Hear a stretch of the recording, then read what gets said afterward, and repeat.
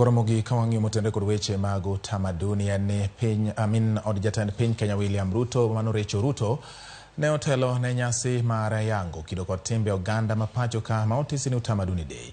Rachael Ruto ne oten kod jotelo mamoko mag sirkal kamoriwo jotend jotije piny owacho Felix Koskei kod jatend migao mar jotije sirkal Moses Kuria ikini jotelo mamoko. Yote marema mar Rachael Ruto jo oganda jo Kenya mondo mi onya kwe kendo rwak pogruok mar kido magingo. Rachael kanyakla kod Moses Kuria okone kaluwore kod gik ma moro wang' ma dhoudi medo nyiso. Jotim limbe kod joket mwandu biro medo chopo e pacho ka mar sumo kido makamago. Giwacho ni piny Kenya koro oyango kendo dhialo dichieng'ni kaka yor jiwo ber mabiro kod nyadhi mag dhoudi. Utamaduni Day has been conceived to honor and celebrate the profound richness of our culture, diversity, and heritage.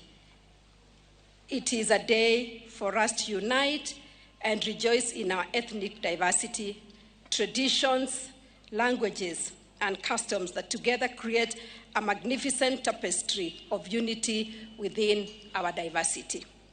We take it seriously because in diversity we have unity, in diversity we have strength, in diversity we are indivisible. We also recognize that without culture, our identity is not there. So our culture is our identity. Our culture is our own way of life. Our culture is the true north of this republic.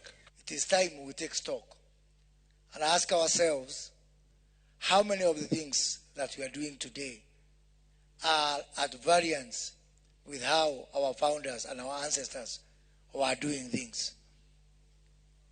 If you look at the current problems facing our people, problems of illicit brews, drug and substance abuse, are things that were not there, could not even be stomached by our ancestors.